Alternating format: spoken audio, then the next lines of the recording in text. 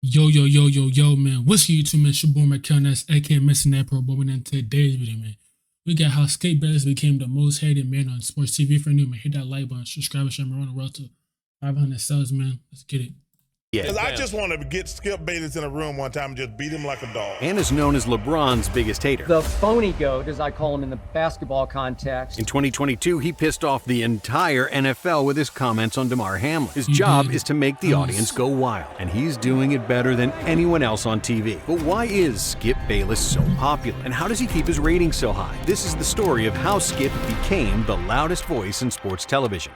Skip was born in Oklahoma in 1951 as John Edward Bayless II, but his parents called him Skipper, which soon became Skip. Young Skip had a traumatic childhood, navigating through punches from an evil alcoholic father and the lack of love from a self-absorbed mother, who eventually became an alcoholic. When my father got mad, which was often, he hit me in the face with his open right hand, always making sure he caught me in the cheek or lip or eye with his wedding ring, which would leave a bruise or welt, or a little taste of blood. This forced Skip to develop a me-against-the-world mentality, and he was always a straight-A student. But his true love wasn't in academics, it was sports. Skip played football, baseball, and basketball with the dream of becoming a professional athlete. However, when he was 14 years old, Skip had to face an ugly truth. He wasn't talented enough to be more than a high school athlete, and his entire world collapsed. But there was one teacher who saved Skip from depression and shaped the rest of his life. His English teacher realized Bayless was a natural writer, so she pushed him to write more. Skip refused, saying that he was an athlete and not a journalist, but the teacher insisted and saved Skip from himself. Bayless soon became the primary sports columnist for the school newspaper, and as a senior, he applied for the prestigious Grantland Rice Scholarship.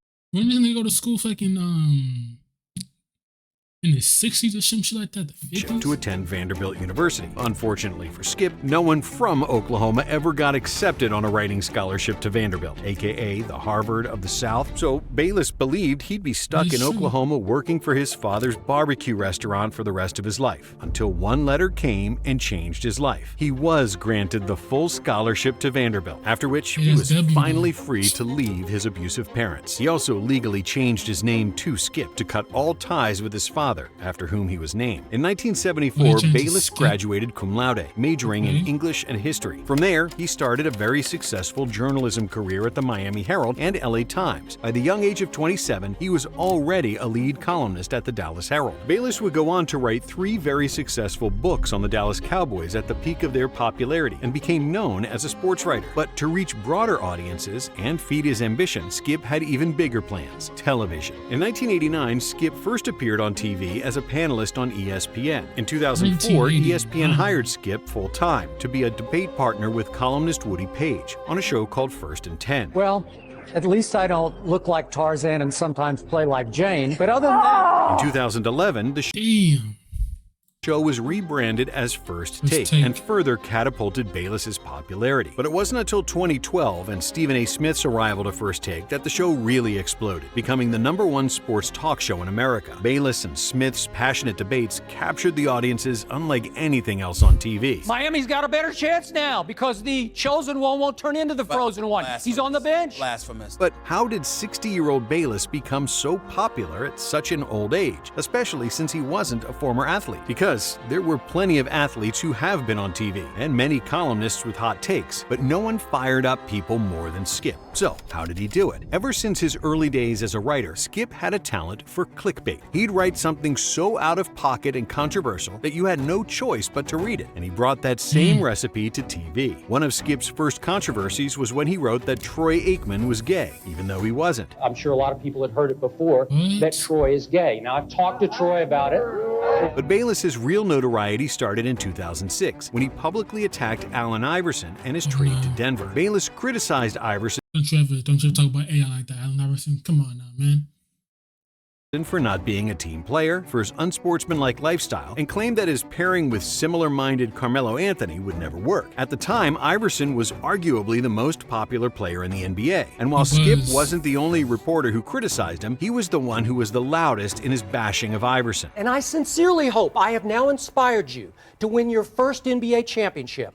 But it ain't going to happen. And the only one who publicly attacked him without pulling any punches. And somehow, it worked. Iverson publicly addressed Skip's comments and said that Bayless motivates him more than anybody. He makes me, go harder, that much harder. I'm not lying. Skip then doubled down, mocking AI's professionalism and commitment to basketball, and then invited him for a debate on the show. While the debate never happened, the controversy spiked the ratings, which proved that Skip was headed in the right direction. And when Bayless's comments about Iverson proved to be correct, it only gave him more credibility and more popularity. Then, in 2009, when AI was already on the NBA backdoor, Skip chose another superstar to target, the one whom he would criticize and mock for the next 15 years, LeBron James. Why do you hate LeBron? You know, I wish he had a little more basketball killer in him. I don't think he has enough. Dear LeBron, never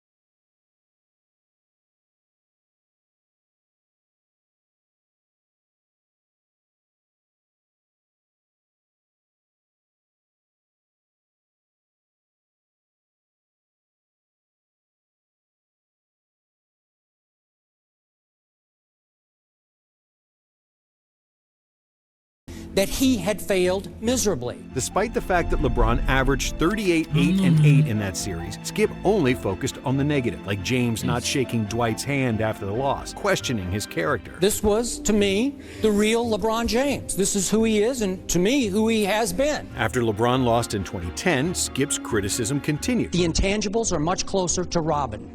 He's Robin more than he's Batman. And then, in 2011, LeBron gifted Skip with the greatest gift. In the 2011 Finals versus the Mavericks, James played the worst playoff series of his life, and Bayless was in seventh heaven. Games.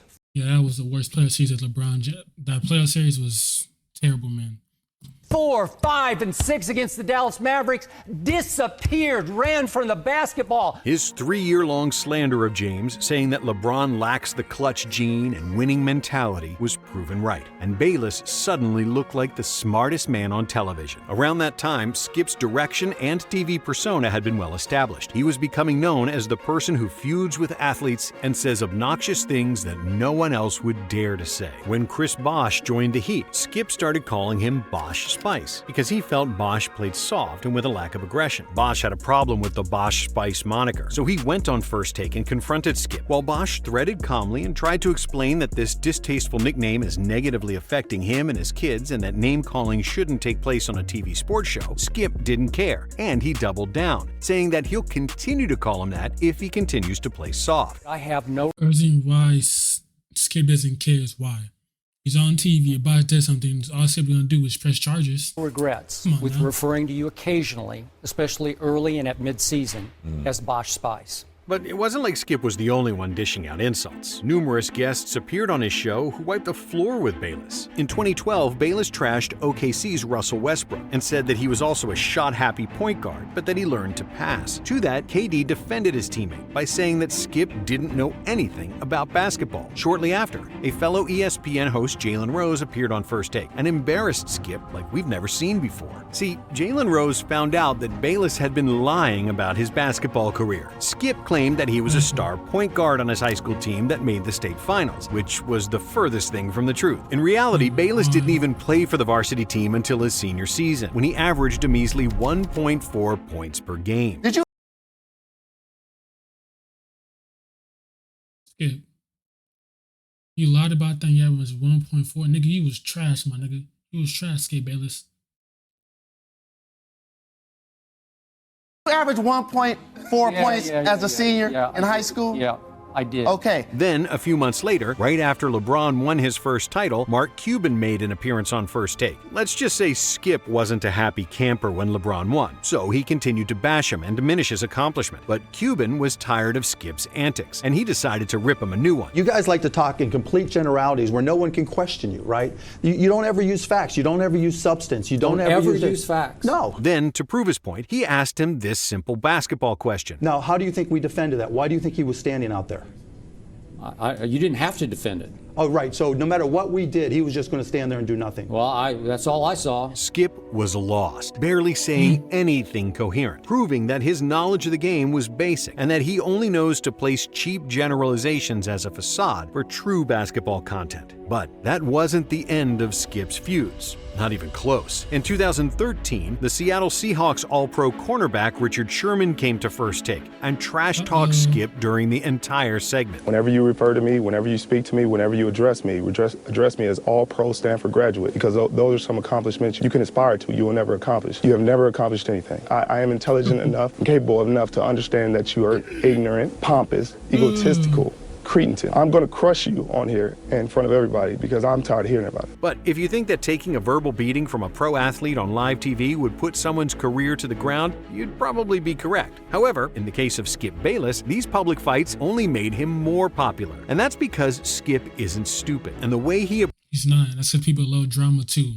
People love drama, people gonna watch. approaches TV is very calculated. He played the role of heel to perfection and did it better than any sports host in TV history. Just like Ali and Floyd Mayweather, he built his career by talking smack. And while many people loved Ali and Floyd and wanted to see them win, a lot of people hated them and wanted to see them get knocked out. But those people who hated them bought tickets and pay-per-view just like those who were fans. Skip followed the same principle, and he never cared if he was loved or hated as long as the ratings were up and people talked about him and the show. And guess what? First Take was the #1 sports show for years when Skip was there. In 2016, when he made the move to Fox and started Undisputed with Shannon Sharp, Bayless continued to smash the ratings. Before Skip came to Fox, ESPN had a 23-1 viewership advantage in the morning time slot. After Skip started Undisputed, he closed that gap to 3-1. And while Cuban was right in saying that Skip doesn't offer real basketball analysis, that doesn't really matter at all, because Skip Bayless is not a real sports analyst like Kenny Smith or Michael Wilbon. Skip is an entertainer, and that's what the casual sports fan cares about. If you start talking to casual fans about finer details of spread offense or zone defense, you'll quickly lose them and put them to sleep. But if you bash LeBron and say that he's not half as good as Jordan, they'll either strongly agree or disagree. But either way, they'll be engaged and ready to hear more. And in almost any sport, there are more casual fans than purists. And that's all that matters from a ratings perspective. While he had a few correct takes and a few good guesses, Skip has had countless awful predictions. Johnny Manziel will become even bigger in the city of Cleveland than his buddy and business partner LeBron James.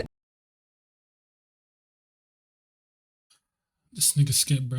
Nigga said Johnny. Alright, it's first of all, LeBron was born and from Ohio.